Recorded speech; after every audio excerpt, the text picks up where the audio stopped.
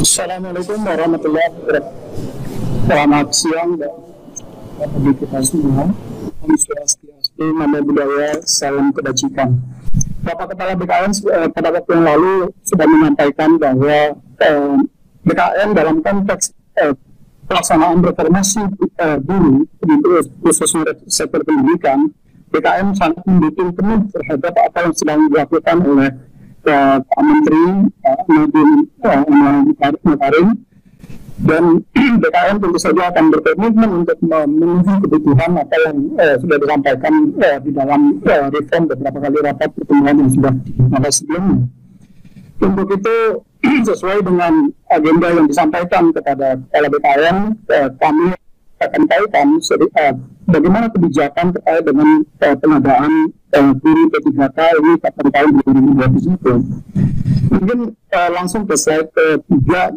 Pelaksanaan seleksi P3K guru atau pegawai pemerintah dengan perjanjian kerja untuk formasi jabatan guru, pada dasarnya prinsip pelaksanaannya, terutama di dalam konteks pelaksanaan seleksi, akan dilaksanakan secara transparan, akuntabel, efektif, efisien, dan terintegrasi. Transparan tentu saja sebagaimana proses pelaksanaan seleksi calon pegawai negeri sipil ataupun calon pegawai P3K tahap pertama yang sudah dilakukan beberapa waktu yang lalu, di mana semua publik masyarakat akan bisa mengontrol, melihat dari capaian yang diperoleh oleh setiap peserta seleksi, sehingga tidak ada kemudian di dalam proses seleksi ada yang merasa dirugikan, ada yang merasa dicurangi di dalam terhadap capaian seleksi yang dilakukan oleh setiap peserta.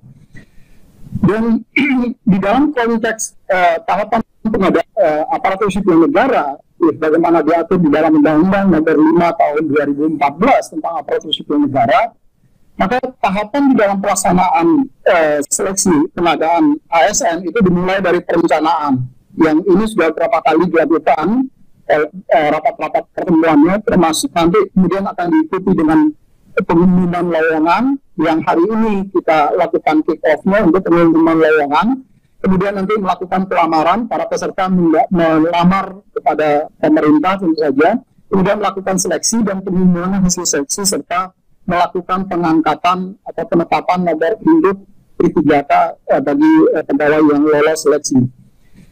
Dan di dalam proses seleksi ini ada beberapa instansi yang terlibat secara langsung yang tadi sudah disampaikan juga oleh Pak Teguh.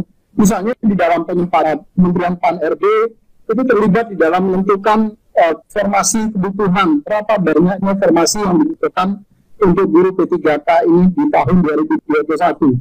Tadi Mas Menteri menyampaikan ada kebutuhan sampai dengan 1 juta guru. Apakah nanti 1 juta guru bisa kita penuhi sekaligus atau nanti dilakukan secara bertahap tetapi tetap tercapai 1 juta guru misalnya. Yang kedua, karena nanti ada proses seleksi, maka tentu saja nanti akan ada passing grade, berapa tingkat kelulusan dari seseorang guru, sehingga kualitas seseorang guru seperti tadi diarahkan oleh sampaikan arahan dari Pak Wapres misalnya, ada beberapa kompetensi-kompetensi dasar dan kompetensi teknis yang dibutuhkan bagi seseorang guru, sehingga ke depan kita berharap bahwa kualitas anak didik kita itu akan jauh lebih baik.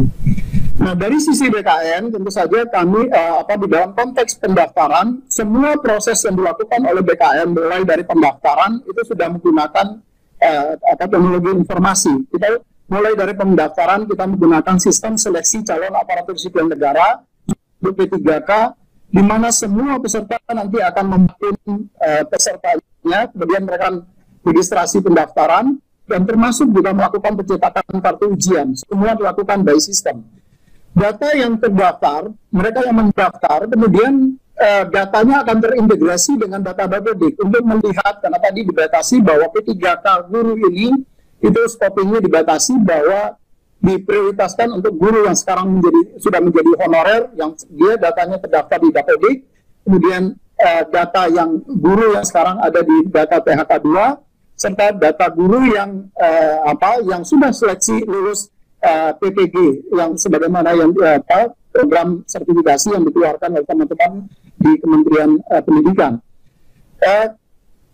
Karena di dalam Undang-Undang ASN, Undang-Undang Nomor 5 Tahun 2014 juga yang berhak menjadi aparatur sipil negara adalah warga negara Indonesia, maka tentu saja nanti pada saat pendaftaran sistem juga akan terkoneksi atau terintegrasi dengan data Dapodik ya, data Dukcapil, sehingga kami memastikan bahwa semua data orang yang mendaftar itu adalah warga negara Indonesia.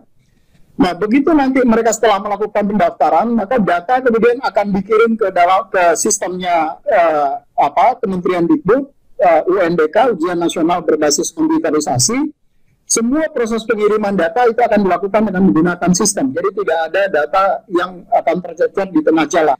Begitu selesai pelaksanaan seleksi, maka nanti dilakukan pengolahan hasil ujian itu juga langsung disampaikan kepada BKN untuk dilakukan pengolahan nilai dan sekaligus melakukan penetapan NIP.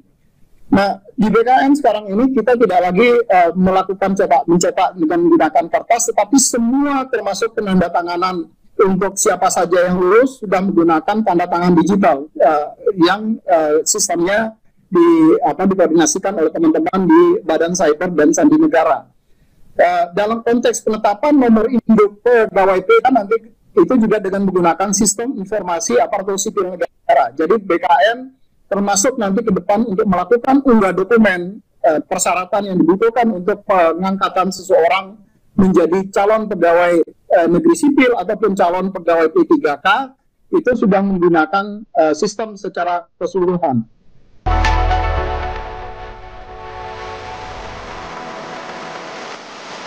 In audio.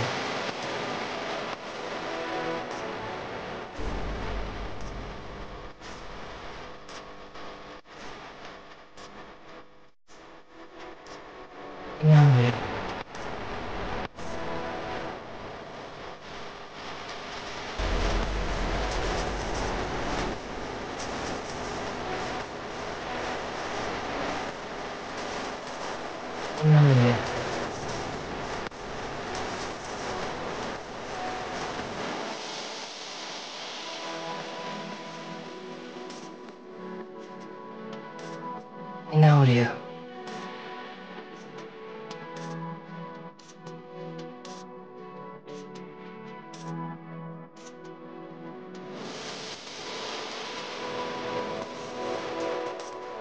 In audio.